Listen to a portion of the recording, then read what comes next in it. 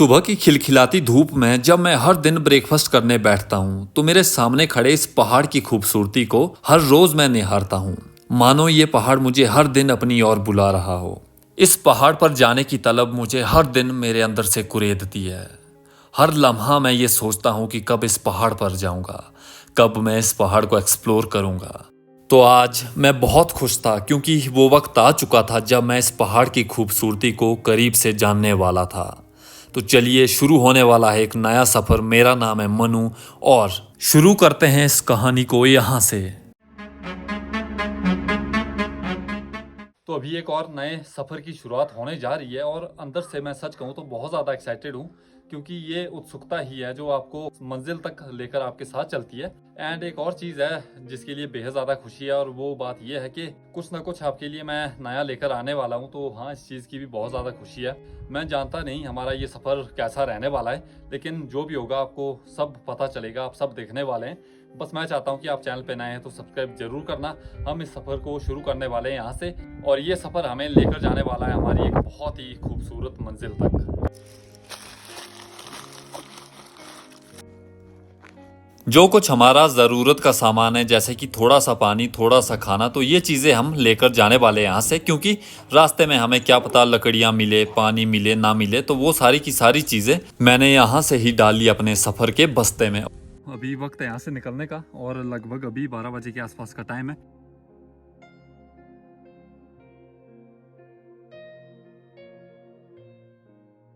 इस खूबसूरत हाइकिंग की शुरुआत होती है प्राचीन मंदिर त्रिउंदी माता टेम्पल से, जहाँ पे हमारा होम स्टे भी लोकेटेड है। और ये सफ़र इतना ज़्यादा खूबसूरत रहने वाला था, इसके बारे में मैंने ज़रा भी नहीं सोचा था। वैसे तो बसंत ऋतु का आगमन आज से 15-20 दिन पहले ही हो चुका है और पहाड़ों पर हल्की हल्की हरियाली छाने लगी है, किंतु फिर भी जो पहाड़ी मवेशी है जैसे कि भेड़, बकरियां, गाय, भैंस, तो इन पशुओं के लिए बड़े और भारी चारे की ज़रूरत होती है जो कि अभी पर्याप्त मात्रा में मौजूद नहीं है। तो इन सब पशुओं के लिए भेड़ पालक काफ़ी ज़्यादा मेहनत करते हैं। पेड़ों से घास लाकर इन पशुओं को खिलाना आजकल सर्दियों के वक्त में बहुत ज़्यादा ज़रूरी हो जाता है।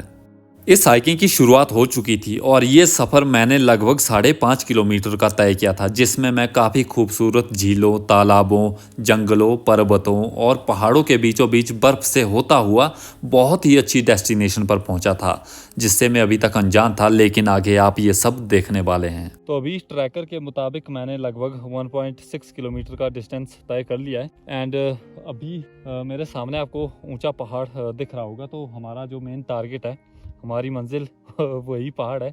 एंड इसके बीच का जो सफ़र है वो बहुत ज़्यादा अमेजिंग रहने वाला है। और जैसा कि मैंने आपको बताया कि धीरे धीरे ना पहाड़ों में अब ग्रीनरी आना शुरू हो गया है। बसंत ऋतु का ये आगमन स्टार्ट हो चुका है। तो यहाँ से ये पहाड़ लगभग 2 हिस्सों में बंट जाता है और मेरे सामने की वैली जो कि बहुत ज़्यादा खूबसूरत है। और जब हम पहाड़ के इस तरफ जाएंगे तो हमारा एक अलग सफ़र शुरू होने वाला है। यहाँ से पीछे कुछ और था और यहाँ से आगे सब कुछ बदलने वाला है। घने जंगल, ऊंचे पहाड़। मेरी लाइफ का ये पहला ट्रैक है इस पर्वत के ऊपर। तो ये पर्सनली मेरे लिए बहुत प्राउडली मोमेंट है। एंड मुझे लगता है कि आपके लिए भी होना चाहिए, क्योंकि मुझे नहीं लगता कि उस पहाड़ को किसी ने एक्सप्लोर करके आपको इससे पहले दिखाया होगा। तो चैनल पर नए हुए तो ज़रूर सब्सक्राइब करना।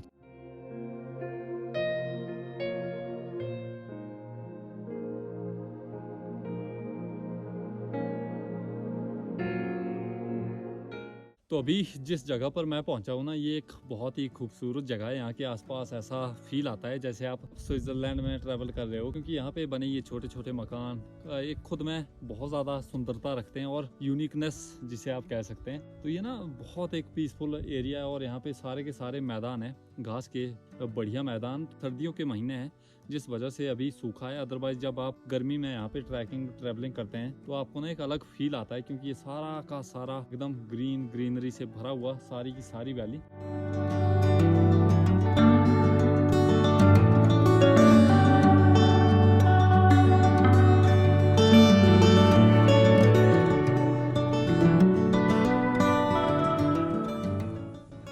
सुदूर घाटियों में बसे ये बड़े बड़े गांव पहाड़ों की शोभा में चार चांद लगा देते हैं। लेकिन उससे भी खूबसूरत ज्यादा बात यह है कि ये छोटे छोटे रंग बिरंगे मकान मानो किसी कॉमिक बुक के पन्ने पर उतारे हुए चित्र हो और ये अपनी ही एक अलग कहानी बयां कर रहे हो।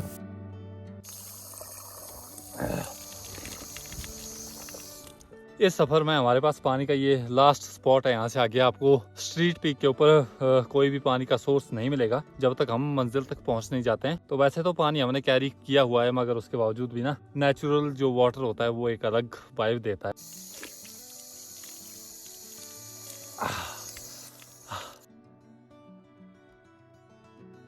तो अभी उस लोकेशन के ऊपर पहुंच चुका हूँ मैं जहाँ से हमारे रास्ते अलग होने वाले हैं।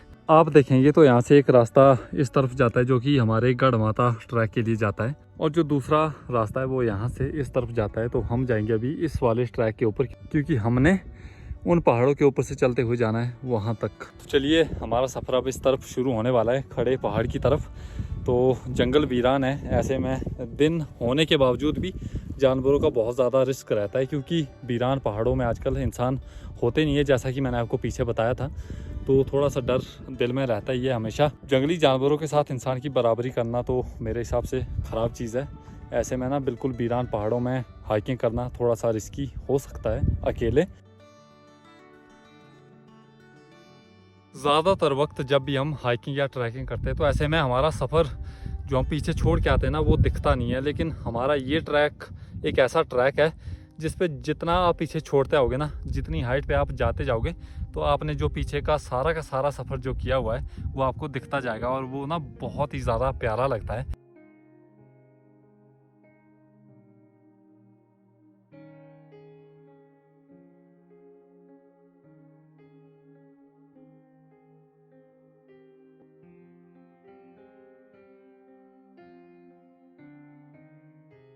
तो मैं फाइनली मंडोलू माता टेम्पल के पास पहुंच चुका हूं, और यहाँ से जब मैं इस तरफ जाऊंगा ना तो वो चीज़ आप देखना क्या ज़बरदस्त व्यू आने वाला है। तो चलो दिखाता हूँ मैं। इस मंदिर का नाम है मंडोलू माता टेम्पल। पहाड़ों में आपको अक्सर ऐसे छोटे छोटे खूबसूरत मंदिर देखने को मिलते हैं। इस मंदिर की हाइट लगभग 8000 फीट के आसपास है। यहाँ पे बहुत ही खूबसूरत झीलें हैं, लेकिन सर्दियों में ये सूखी होती है। जब बरसात का वक्त होता है तो यहाँ पे मेला होता है। यहाँ से दिखने वाला व्यू बहुत ही ज़बरदस्त है, और ये छोटे छोटे मंदिर इसकी खूबसूरती को और बढ़ा देते हैं। मैं यहाँ पे पहुँचने के बाद इतना खुश था कि फूला ना समाया, मगर हमारी मंजिल ये नहीं थी, मुझे यहाँ से भी काफ़ी ज़्यादा ऊपर जाना था।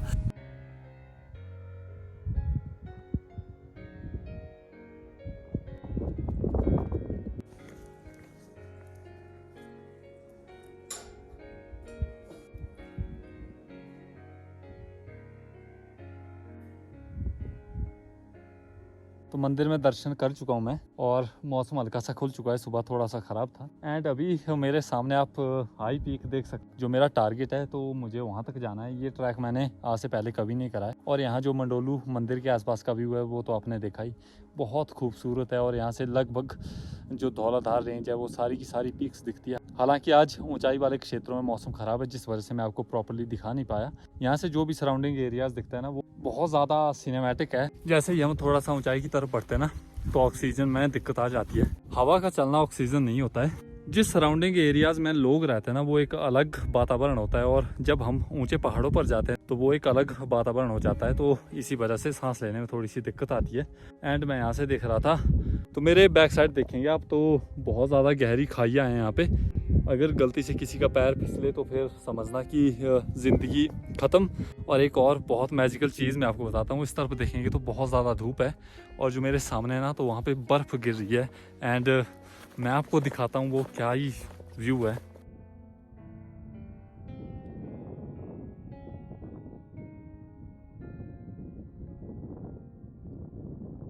तो ये देखिए सामने का जो सुहाना का हमारा पहाड़ है, उस पे देखो ना आप, बहुत हैवी मात्रा में अभी ना स्नोफॉल हो रहा है। इस पहाड़ के इस तरफ देखेंगे तो बहुत ही अच्छी धूप खिली हुई है। जब आप बहुत ज़्यादा हाइट पे पहुंच जाते हैं तो ऐसे मैजिकल व्यूज़ आपको देखने को मिलते हैं हमेशा। मेरे सफ़र में मैं अकेला नहीं था। मेरे साथ रास्तों में छोटे छोटे मंदिर, सुदूर इलाकों में बसे छोटे छोटे हट्स, जो कि खुद में पहाड़ों की सुंदरता को चार चांद लगा देते हैं। बहुत दूर पहाड़ों पे पड़ी हुई ये बर्फ़ की सफ़ेद चादर, काले घने जंगलों से भरे हुए ये बड़े बड़े पहाड़ काफ़ी ज़्यादा खूबसूरती बयां कर रहे थे।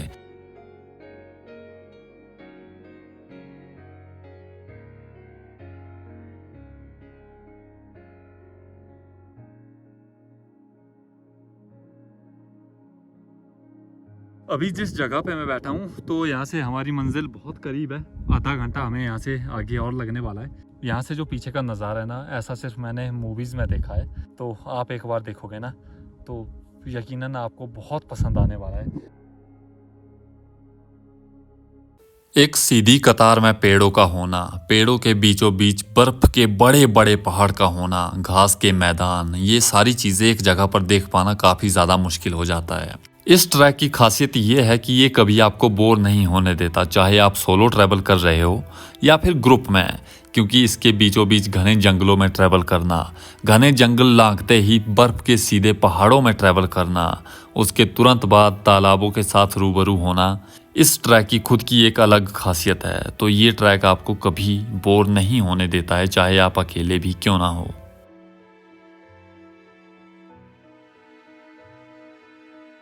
रास्ते में इतनी ज़्यादा बर्फ थी, पूरे जूते गीले हो गए। My shoes. अभी ना ये क्रॉस करके आया हूँ मैं। क्या मिल गया मुझे ज़मीर है हुनर बेचकर, इतना कि सिर्फ काम चलाता रहा हूँ मैं। कल दोपहर अजीब सी एक बेदिली रही, बस तीलियाँ जला के बुझाता रहा हूँ मैं। तो ये बहुत खूबसूरत लाइनें हैं। Oh oh my God, it's totally shocking. Just wait, I will show you something very very dangerous. Oh my god.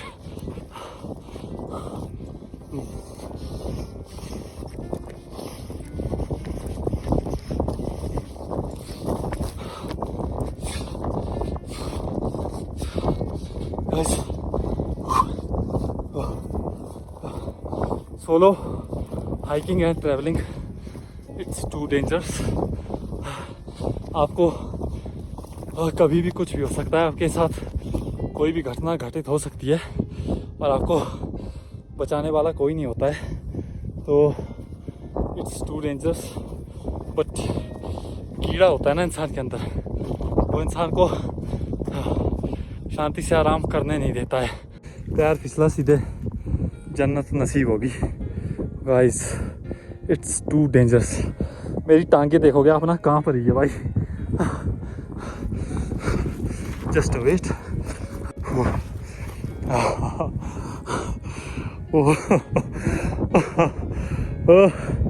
ये देखो कितनी ज़्यादा गहरी खाई है ये। मैं बिल्कुल अकेला हूँ, मैं गिरूँ तो पता नहीं मुझे लोग कब तक ढूंढ पाएंगे। वो आपको दिख रहा होगा, लेकिन ये गांव नहीं है, ये टेम्परेरी जैसा कि हमारे होम स्टे के आसपास है, तो वो आप इसे हट्स कह सकते हैं। इसमें सिर्फ गर्मियों में लोग आते हैं, अदरवाइज़ अभी कोई इंसानी जीव यहाँ पे मौजूद नहीं है। एंड तो सामने जो मंदिर बना हुआ है, जो मैंने आपको कैमरा से दिखाया था, जस्ट वेट, मैं जूम करता हूँ तो आप देख पाएंगे कि यहाँ पे एक मंदिर है छोटा सा। एंड आपको सीधे ऐसे संकरे रास्तों से होकर जाना पड़ेगा, जो आपकी जान के लिए ना खतरनाक साबित हो सकते हैं। तो नीचे दिखेंगे तो तेल का वैली बहुत ज़्यादा दूर रह चुका है। यही चीज़ थी जो मैं आपको दिखाना चाहता था। चलिए अपनी हाइकिंग स्टार्ट करते हैं यहाँ से। हजारों मीटर गहरी खाइयों की चोटी पर बसा ये खूबसूरत मंदिर, इसके सामने दिखने वाले ये पुरानी सभ्यता के कुछ मकान मानो किसी इतिहास के किताब के पन्नों की गहराइयों को दर्शाते हो। यहाँ से ना आपको एक और चीज दिखाता हूँ।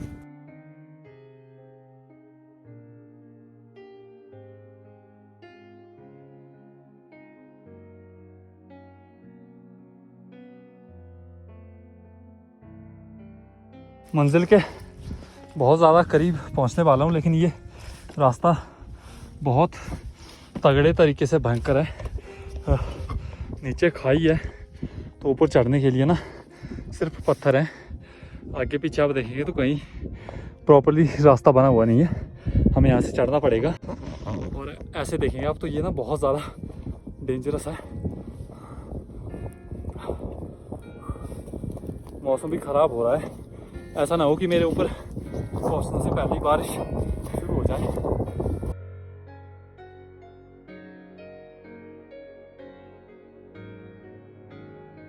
सो फाइनली यहाँ पे पहुंच चुका हूँ। सबसे पहले हम अपना बैग उतारते हैं और यहाँ पे मैं आपको एक और खूबसूरत चीज़ दिखाता हूँ, बहुत ही बढ़िया। तो बहुत ज़्यादा थक लगी है, शाम के 3 बजे के आसपास का, 3:30 एग्जैक्ट। एक्चुअली मुझे कंफर्म नहीं है कि कितना वक्त हुआ है, तो अभी जो टाइम हुआ है 4 बजे के आसपास का वक्त है। यहाँ पे मैं पहुँचा हूँ, तो अभी यहाँ से जो भी चीज़ें दिखती है मैं आपको दिखाता हूँ। बहुत ही बढ़िया मेरे सामने का नज़ारा है, एक बार आप देखो इसे, और बैक साइड भी मैं आपको ज़रूर दिखाऊँगा। तो ये मेरे लिए काफ़ी प्रसन्नता का मोमेंट था, क्योंकि जो पहाड़ मुझे काफ़ी लंबे अरसे से बुला रहा था, तो आज फाइनली उस पहाड़ पे मैं पहुँचा था। तो यहाँ पे पहुँचने के बाद ऐसा महसूस होता है ना कि आप एक ऐसी जगह पे आ गए हो जहाँ से आपको हर तरफ का बहुत ही बेहतरीन नज़ारा देखने को मिलता है। मेरे आप पीछे की तरफ देखेंगे तो यहाँ पे आपका जो बादल वैली है वो पूरा का पूरा दिखता है।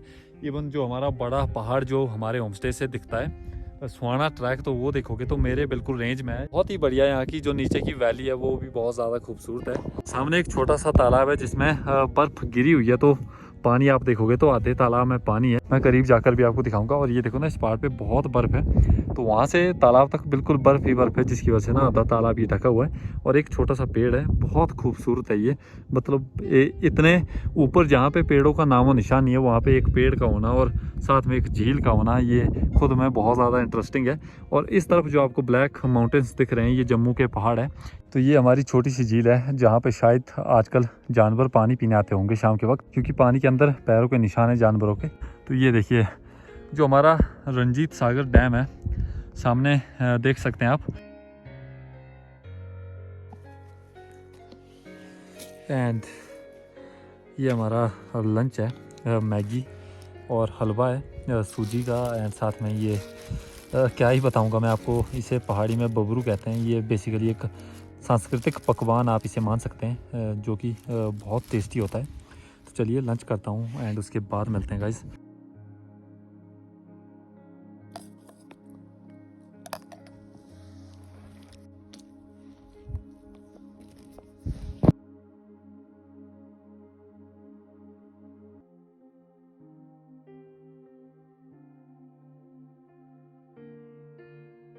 पहाड़ों में खाया जाने वाला खाना, खासकर मैगी, बहुत ज़्यादा टेस्टी लगता है। जब आप ना चाहे उसमें टेस्ट डाल सकते हो या नहीं, तो ये ना एक अलग वाइब देता है जब आप बाहर खाना खाते हो, क्योंकि उसका टेस्ट अपने आप ना ऑटोमेटिकली इन हवाओं में ना चेंज हो जाता है और वो खाना आपको स्वादिष्ट लगेगा ही लगेगा। चाहे भले ही वो बेस्वाद क्यों ना बना हो, तो बहुत टेस्टी लगता है जब आप ऐसे खाना खाते हैं। यहाँ पे पहुँचते ही मानो मेरी 3 घंटे की सारी थकान दूर हो गई हो। और सलाम है उन लोगों को जिन लोगों ने यहाँ पे इस तालाब का निर्माण किया। इतनी ऊंचाई पे ऐसे काम कर पाना काफ़ी ज़्यादा मुश्किल है इंसानों के लिए, लेकिन पहाड़ी होने का यही एक रीज़न है कि आप कहीं पे भी कोई सा भी काम ईजिली कर लेते हो। तो ये खुद में एक बहुत बड़ी बात है। प्रकृति के साथ बिताया हुआ हर एक लम्हा इंसान की लाइफ बदल कर रख देता है, और ये चीज़ें मैंने बहुत बार नोटिस की हुई है। जब आप अपने साथ वक्त बिताना शुरू करते हो तो आप ये सीखते हो कि जीवन जीना किसे कहते हैं। आजकल लोग अपनी भागदौड़ भरी ज़िंदगी में इतने मसरूफ़ हो चुके हैं कि उन्हें ज्ञात ही नहीं कि जीवन माया में नहीं, माया से परे हटकर है।